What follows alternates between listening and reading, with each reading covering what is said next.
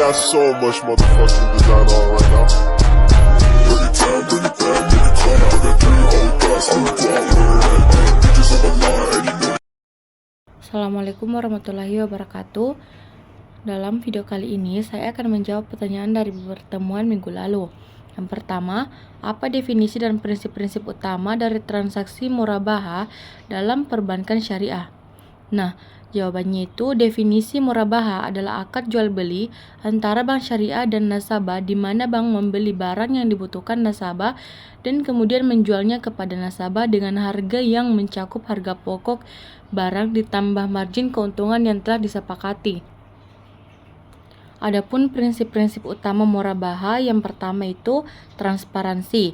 Nah, bank harus memberitahukan kepada nasabah mengenai harga pokok barang yang dibeli dan keuntungan yang akan diperoleh. Yang kedua, keabsahan objek transaksi. Seperti barang yang diperjualbelikan dalam transaksi murabaha harus memiliki keabsahan syariah, yaitu barang halal dan tidak tercela. Ketiga, kesepakatan harga. Nah, harga jual yang disepakati dalam transaksi murabaha harus sudah ditentukan sejak awal, tanpa adanya klausul tambahan yang mengikat nasabah. 4. Pembayaran tunai. Di sini nasabah diharuskan untuk membayar harga jual secara tunai pada waktu yang telah disepakati sebelumnya. Dan yang kelima, ada risiko. Nah, risiko kepemilikan barang yang dibeli oleh bank harus ditanggung oleh bank sampai barang tersebut diserahkan kepada nasabah. Dan yang keenam yaitu dilarang adanya unsur riba. Dalam transaksi di murabaha, bank tidak diperbolehkan mengenakan bunga atau riba dalam penentuan harga jual barang. Yang kedua, bagaimana proses pelaksanaan transaksi murabaha dalam konteks perbankan syariah, termasuk peran dan tanggung jawab masing-masing pihak. Nah, proses pelaksanaan transaksi murabaha dalam konteks perbankan syariah melibatkan beberapa tahap yang sistematis dan peran serta tanggung jawab dari berbagai pihak, seperti permohonan pembiayaan nasabah. Mengajukan permohonan pembiayaan murabaha kepada bank syariah dengan menyertakan dokumen-dokumen yang diperlukan, seperti rencana pembelian, barang, data pribadi, dan data keuangan. Ada pula evaluasi permohonan bank syariah, yaitu melakukan evaluasi kelayakan nasabah untuk mendapatkan pembiayaan. Evaluasi meliputi analisis kredit, kemampuan pembayaran, dan kesesuaian dengan prinsip syariah. Ada pula persetujuan pembiayaan bank syariah. Nah, jika permohonan disetujui, bank akan mengeluarkan surat persetujuan pembiayaan yang menyebutkan jumlah pembiayaan, margin keuntungan, jangka waktu, dan syarat-syarat lainnya. Selanjutnya, pembelian barang oleh bank syariah. Dalam membeli barang yang diinginkan nasabah dari pemasok atau penjual sesuai dengan spesifikasi yang telah disepakati, transaksi ini dilakukan atas nama bank. Dan penjualan barang ke nasabah bank syariah. Nah, dalam hal ini menjual barang tersebut kepada nasabah dengan harga jual yang mencakup harga beli plus margin keuntungan yang telah disepakati bank, dan nasabah menandatangani akad murabaha yang mencantumkan semua rincian transaksi.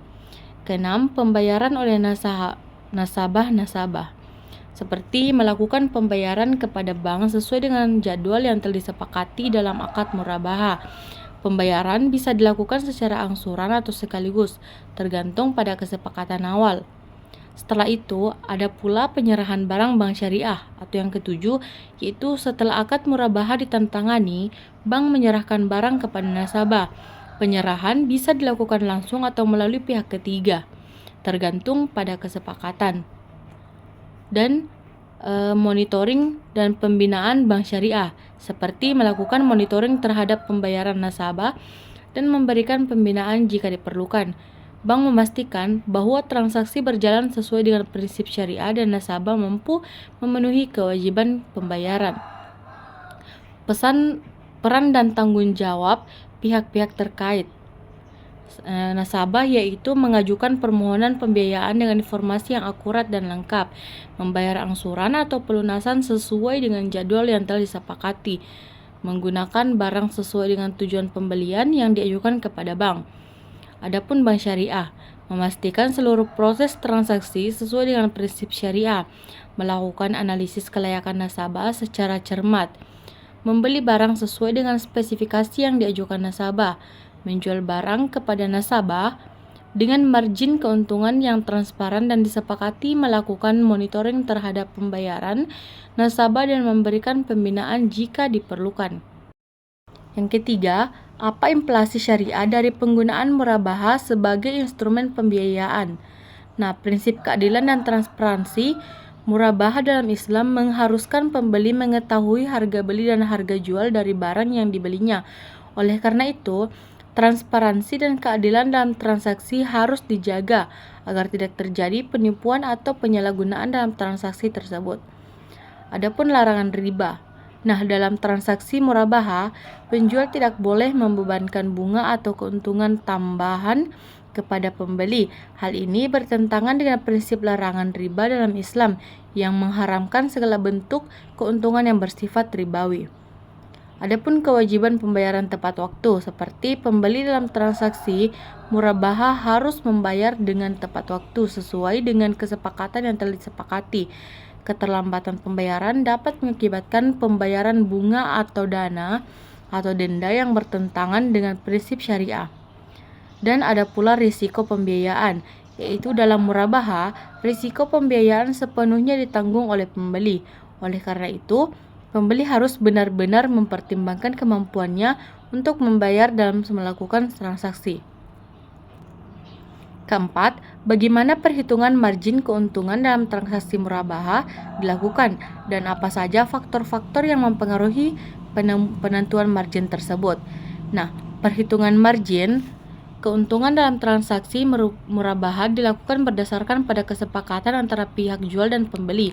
Margin keuntungan dalam transaksi murabahah dapat dihitung dengan rumus berikut. Margin keuntungan sama dengan harga jual kurang harga beli.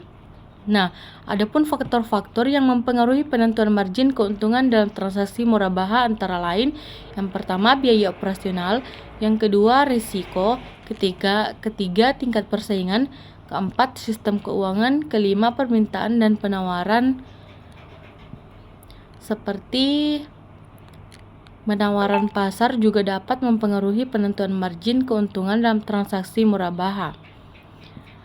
Soal yang kelima, apa risiko yang terkait dengan transaksi murabahah dan bagaimana bank dapat mengelolanya dengan baik? Risiko yang terjadi dalam pengelolaan seperti risiko kredit. Terdapat risiko bahwa pihak pembeli tidak dapat membayar harga jual yang ditetapkan dalam transaksi murabahah, sehingga bank menghadapi risiko kredit. Risiko pasar, risiko likuiditas. Bank harus memastikan bahwa memiliki likuiditas yang cukup untuk menutup biaya pembelian barang dalam transaksi murabahah.